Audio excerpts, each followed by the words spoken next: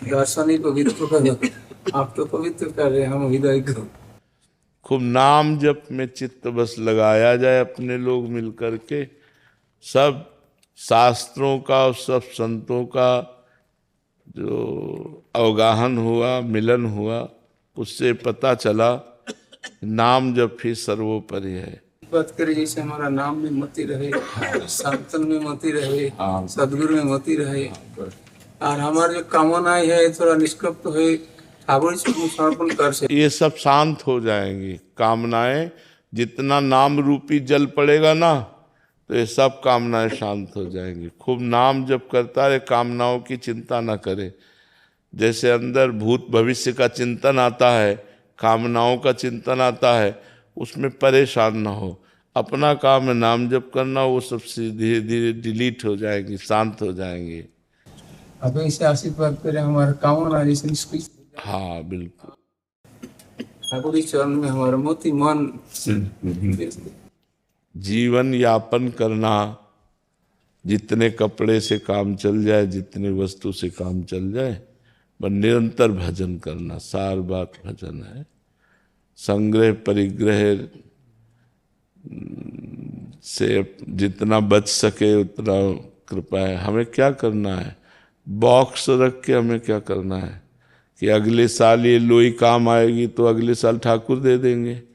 हमें जरूरत क्या है, जितने कपड़े से काम चल जाए और जितने भोजन से काम चल जाए उतना पेट में डाले। बस वही बुद्धिमान जो एक एक मिनट भजन में अपना समय लगावे, वही परम चतुर जो संसार से अपने को बचा के प्रभु में अपने जीवन को लगा दे। नहीं तो ये सम्मान प्रतिष्ठा और सब दुनिया का बाजार लग जाती है, फिर वो भजन में चित्त नहीं लगता। इसलिए गुप्त रूप से अगला पगला बन करके भजन कर ले जाए तो बहुत जोर की बात होती है। नहीं, अपने को बुद्धिमान साबित ना करे, गंवार साबित करके अगर निकल जाए तो बहुत बड़ी बात है। बुद्धिमान साबित कर दिया तो संसार फंसा लेता है, पकड़ लेता है, और वो फिर पूजने लगता है, चेला बन जाते हैं। फिर हो गया भजन, भजन हो गया। जो एकांतिक भजन था वो सब खत्म हो जाता है।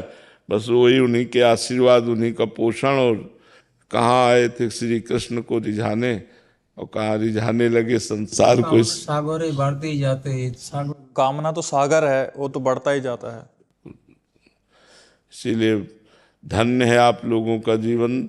छुप के भजन करो, अपने को गुप्त रखो, संसार से दूरी बना के रखो। जितने से काम चल जाए उतना लो, और जितने से काम हमारा चल गया इसके बाद हमको नहीं लेना, चाहे जो कुछ भी हो। जैसे मान लो हम आपको दे रहे हैं और आपके पास है और आप नहीं लेना चाहते, तो उसकी प्रक्रिया होती, लिया हाथ में, माथे पे लगाया, बड़े दैन्यता से महाराज हमारे पास है, किसी और को दे देना, ऐसे प्रार्थना की जाती जिससे देने वाले को दुख न हो। जैसे मान लो गृहस्थ कोई दे रहा है तो उससे तो इतने नहीं हमें नहीं चाहिए, लेकिन अगर विरक्त कोई दे रहा है तो हम पहले लेते हैं और उसे माथे में लगाया और फिर महाराज हाँ हमारे पास है, आप ऐसा। तो खूब भजन करो। बस प्रार्थना है कि अगला पगला बन करके कोई पूछे भजन संबंधी बात तो बात ना बतावे। कोई पूछे तुमसे भगवान से भजन कैसे करना चाहिए, क्या नहीं करना, किसी और से पूछो जाए। जब तक भजन सिद्ध ना हो जाए तब तक प्रवचन नहीं करना चाहिए, तब तक किसी को उपदेश नहीं देना चाहिए। नहीं, चार भगत कुटिया में आके बैठने लगेंगे आपसे भगवत वार्ता, आपको लगा कि भगवान की वार्ता है, वो भगवान की वार्ता नहीं, वो प्रपंच है। वो प्रपंच आके घेर लेता है। इसलिए जैसे गृहस्थी लोग आके बैठे हैं वैसे कोई प्रश्न उत्तर नहीं, कोई भगवत चर्चा नहीं, कोई वैराग्य की बात नहीं, चुप शांत एकदम, जब तक भजन न हो जाए। अब जब ये लगता है कि भगत आएंगे कुछ देंगे, तो अभी भगवान पे विश्वास नहीं है। ताला लगा के बैठ जाओ, अगर अंदर तुम्हारे भोजन की व्यवस्था भगवान न कर दे तो हमें बताना। अंदर से ताला लगा के बैठ जाओ, ये हम देखा है, खुद अनुभव किया है, खुद अनुभव किए हैं। मतलब अब ये तो अभी कुछ दिनों का है भाई, वो पूछे तो विरक्त भाव से ही संसार में रहे, घोर विरक्त भाव से 8-8 दिन भोजन नहीं मिला, गंगा किनारे ऐसे जीवन व्यतीत किए हैं। तो वैराग्य से रहो। नए बच्चे हो, बिल्कुल माता बहनों से तो कसम खा लो इस बात की कि हमें माता बहनों से नहीं मिलना, ये तो कसम खा लो, कसम पूर्वक हमें माता बहनों से नहीं मिलना, चाहे जितने कोई भक्त हो, चाहे जो कुछ हो, दूर से प्रणाम, दूरी। अगर ब्रह्मचर्य से रहना है और आजीवन भजन करके भगवान को प्राप्त करना है तो बस इससे दूरी हो जाओ। कुछ नहीं, किसी की कुछ ना सुने, चुप भाग ले। माया से युद्ध नहीं करना, माया से पीठ दिखा के भागना है, भगवान की तरफ, माया की तरफ पीठ कर ले और भाग जाए।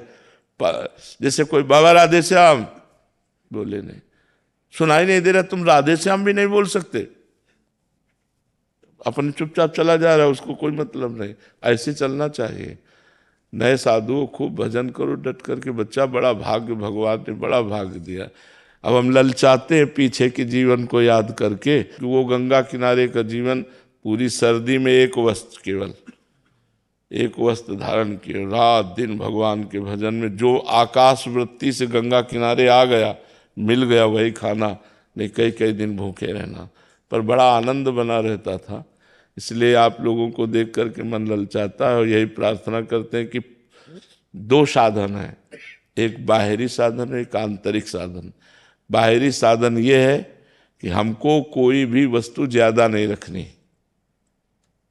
2 लंगोटी, 2 अचला, 1 लोई, 1 कंबल, जितने से सहज में ठंडी लगनी चाहिए, रात्रि में ठंडी लगनी चाहिए, इतना कपड़ा होना चाहिए, क्योंकि ठंडी लगेगी तो हरे कृष्ण निकलेगा, नहीं तो 8 घंटे चुपचाप उसी में सोते रहेंगे। और आंतरिक साधन हर समय नाम जप, बाह्य साधन प्रतिग्रह शून्य और आंतरिक साधन भगवत चिंतन परायण। खूब भगवान का भजन करो। दंडवत संत, बड़ा सुख मिला आप संतों के दर्शन से। हाँ, भजन तो होता नहीं बाबा, ये तो आए राधे के लिए, लेकिन ऐसा भजन जैसे होना चाहिए होता नहीं। ऐसे हमको भी लगता है कि अभी जितना भजन में पूर्ति तो कभी हो ही नहीं सकती, जितना भजन करोगे उतने। श्रीधर बाबा कालीदय के थे, जब शाम के जाते थे तो वो यही कहते थे, बाबा राधा रानी से कृपा करो कि उनसे कहो कि हमारा भजन बन जाए, उनसे भजन नहीं होता, और दिल भर भजन करते रहते। भजन का फल यही है कि हमें भजन में अतृप्ति, असंतोष पैदा हो जाए। हमें लगना ही नहीं चाहिए कि हम भजनानंदी है, हमारा ऐसा लगना चाहिए यार जीवन बेकार जा रहा है, जैसा भजन होना चाहिए वैसा भजन है नहीं, ऐसा लगना चाहिए।